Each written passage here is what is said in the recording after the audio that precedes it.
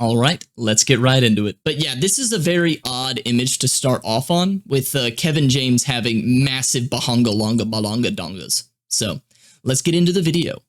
Hey, Lactation Nation, Sseth here. In the not-so-distant future, man no longer fears the tyranny of a state, as sovereign nations have been abolished. For we found the best form of government. Anarcho-capitalism. Whenever anarcho-capitalism is mentioned to me in conversation, it's usually followed by repealing the age of consent. But in this case, it simply means everything and— Is that why he was showing Genshin right there? Is that why he was showing Genshin? Because the Genshin fan base doesn't know what the age of consent is? I approve. I approve of them not— I approve of the joke. I don't approve of the age of consent going down. Not that. Everyone in this entire solar system is corporate property. Quasimorph is an early access roguelike where you take the role of Magnum PMC, a private military contractor with flexible morality, at my house and killed my wife's. All right, let's guess. I'm guessing this is sponsored by Opera GX based off of the information that they just presented, and that wife is just him in a wig. You know, they say that couples start to look the same eventually, so I believe it. NordVPN? Nah, You think it's NordVPN? My money is on Opera GX.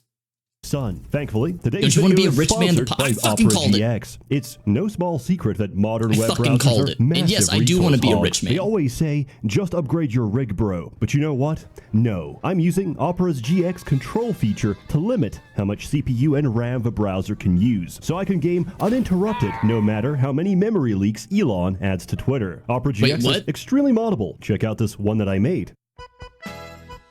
I've heard your cries, your demands. More, Sseth. We want more, Sseth. Well, now you've got me with every single keystroke. I'll be there, stroking right alongside you. Oh, you don't like that? You just want the themed wallpaper? Opera GX Does anyone use mods on Opera GX? Which features come from which mods? And with a plethora of excellent mods on the store page, your browser can be whatever you want it to be. They seem more annoying. Check this out. By tweaking the music, keyboard sounds, tab sounds, theme, wallpaper, and custom shader, I've created the ultimate web browser like maybe for 5 minutes. Music to my ears. Now, I know what you're thinking, Sseth. This browser sounds pretty cool and all, but switching browsers Does he always use Kevin James? Worry not. Opera GX has an import tool to quickly download all your settings, history, bookmarks, and passwords in just one click. Use my link to download Opera GX today and say goodbye to all those pesky, boring, other browsers. To answer the question, what is a quasimorph? Sometimes the most accurate answer is the schizophrenic one. The setting of Quasimorph stems from the esoteric metamythos of Daniil Andreev in his book Rose of a World, which describes Shadanakar, or the systems of parallel worlds connected to Earth. These concentric layers are Brahmfuturas, the superimposition, influence, and overlap of which formulate together to create existence. At least I think so. Quasimorph is an intruder I'm already lost from another reality, and unfortunately, the veil between worlds is weakest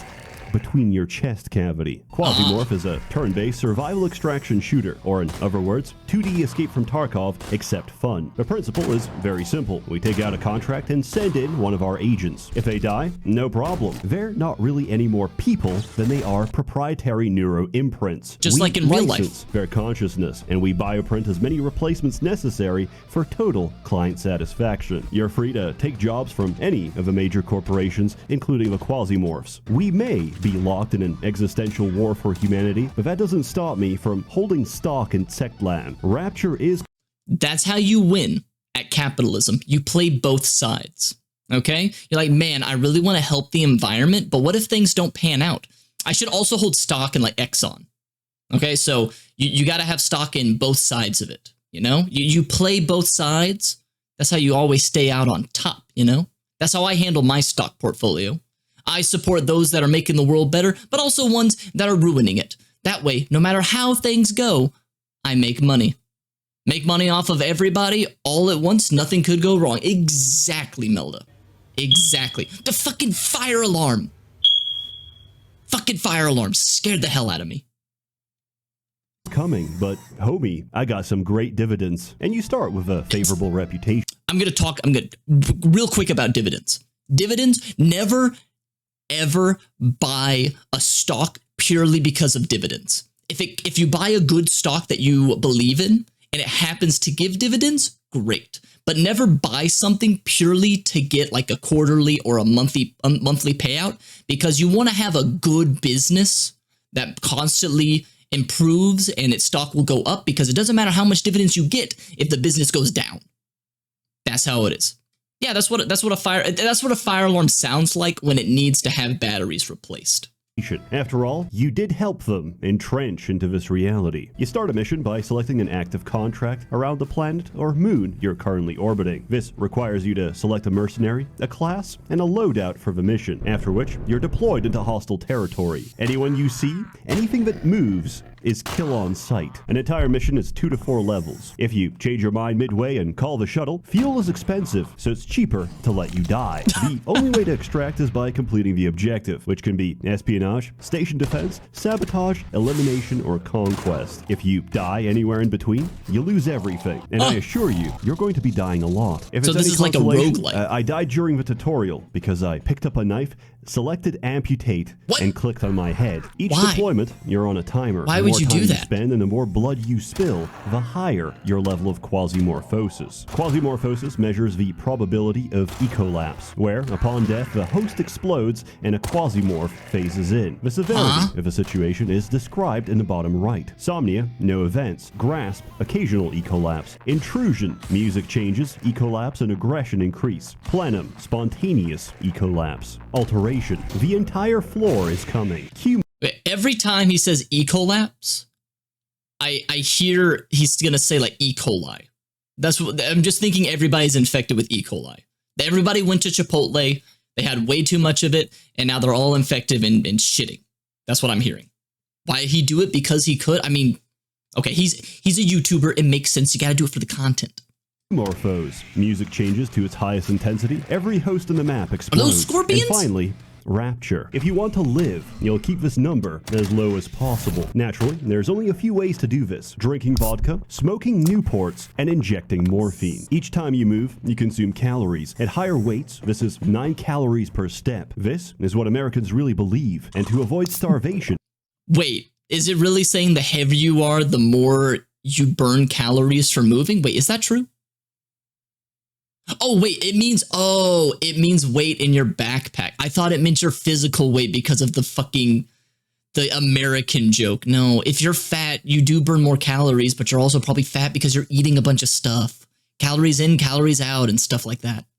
We need a steady supply of slop, but when the food runs out, I want you to consider alternative sources. When I consume my enemies, is it really cannibalism? For that implies I considered them human to begin with. Unfortunately, human flesh will raise your quasimorphosis. You delay one death and accelerate another. However, if you find a crafting bench and an empty tin, you can turn that long pig into gourmet dinner, which will no longer cause quasimorphosis. The implication being that it's not about devouring your fellow man, it's about table manners. Disclaimer, they patched the canned meat. It's so over. On the other hand, they improved the crafting bench so much you have no idea. We are so back. In general, the crafting bench will save a lot of your early game runs.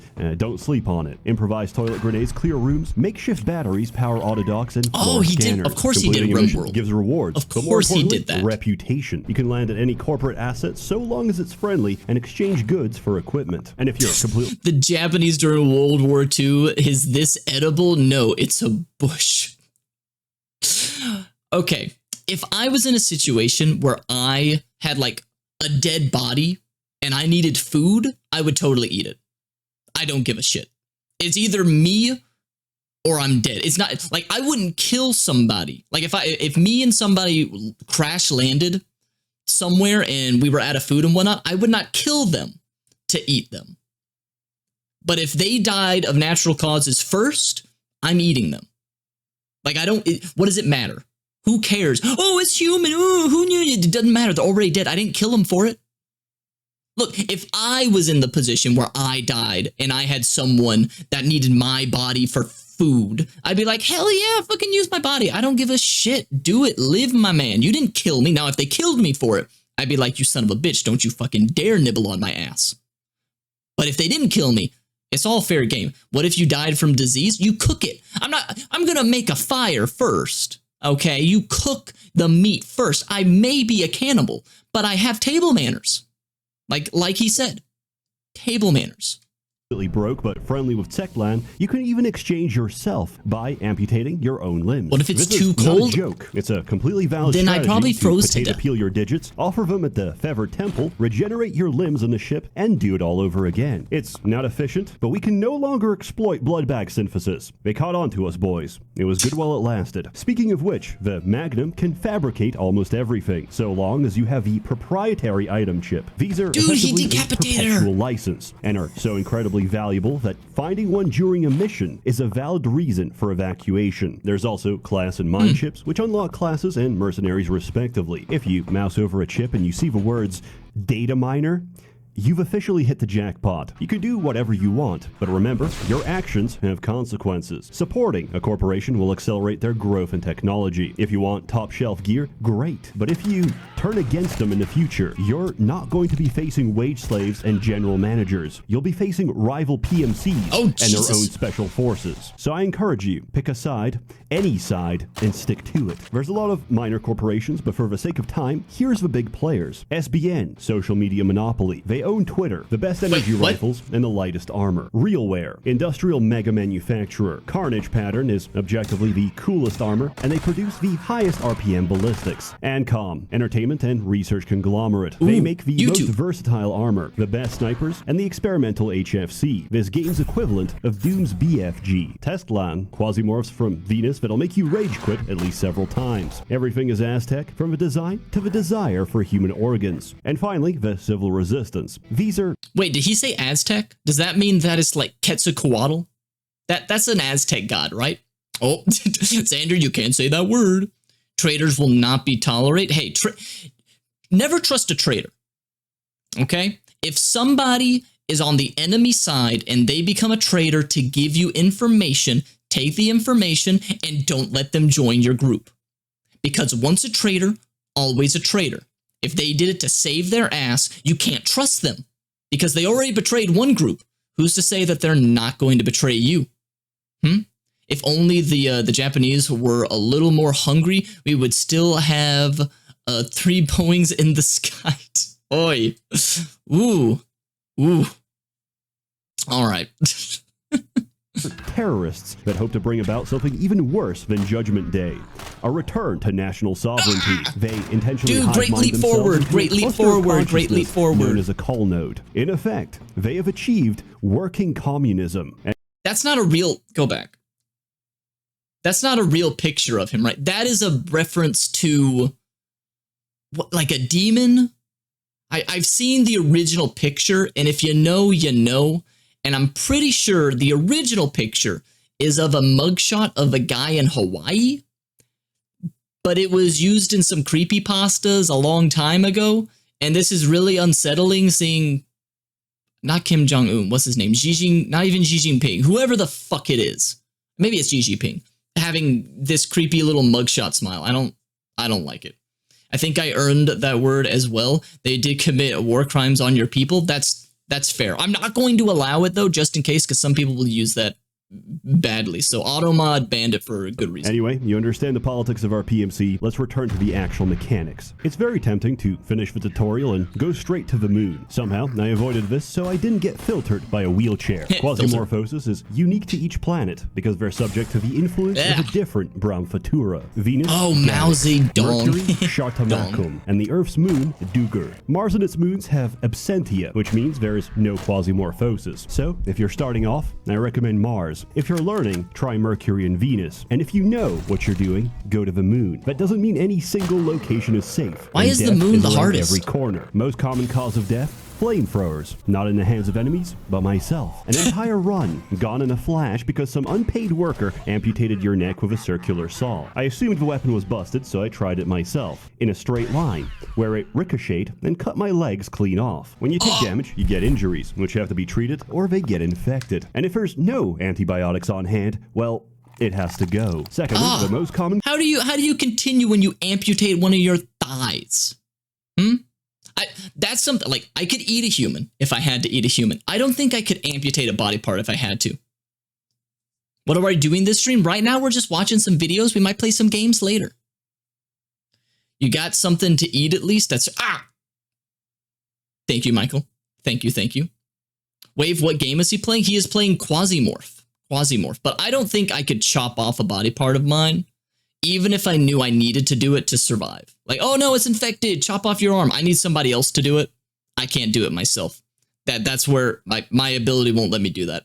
Cause of getting filtered, pain shock. If you take too much damage too quickly, you get stunned and lose a turn. Both Chat, systems stop shooting are at me. universal. If you shoot something hard enough, they'll get stunned from a shock. If you cause injury, you can run away as they bleed to death. And if you amputate a critical organ, they might just die instantaneously. The number of action points you can take per turn is based on your move setting. At any time, you can switch between sneak, normal, and run. Sneak is 1 action point, but can detect the position of nearby enemies, use your inventory, and interact with nearby objects at no cost. Normal is 2 action points, and run is free. However, while running, you can't open your inventory and take a severe penalty to your accuracy. Peak performance requires that you abuse the system. Opening a door, switch to sneak, see enemies, switch to normal, and toss a grenade before switching back and locking it on the same turn. A lot of players have a tendency to go autopilot in sneak mode and just die without explanation. I'm assuming he's going to explain why you shouldn't just do sneak, because I would, like, it just seems like sneak would be the best. Sure, it's slow, but if I get to see the enemies and all that stuff, hell yeah. What usually happens is they turn a sharp corner, get their shit blasted in, but because they have a single action point, they go into pain shock, which rolls over to the next turn, where they get shot again and repeat the process until they die. That makes sense. The whole point of running is to face check. Understand your tools, and you'll find this to be a very satisfying tactical experience. I used to have complaints about this game, but after so many hours, I can tell you, if you die, it's a skill issue. I have a brain parasite, and it forces me to play this game at 2 times speed of cheat engine. That's a personal choice. I also use a macro. 2 times speed? This isn't a goddamn YouTube video. Like, imagine watching this video at 2 times speed. That'd be way too fast. Way too fast.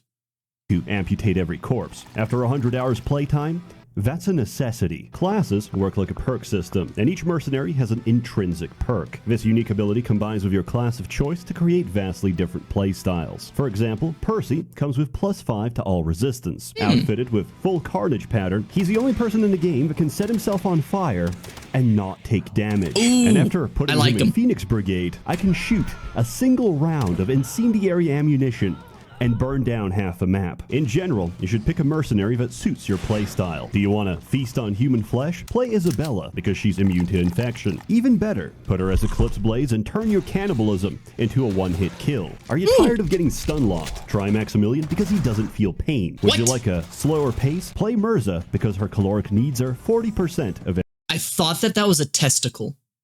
Like, the slow metabolism icon, I know it's a stomach, but when it first popped up, I was like, what does a testicle have to do with metabolism? I don't think my balls do anything with digesting food as far as I know. I know it holds pee is stored there, but I'm pretty sure it doesn't digest food.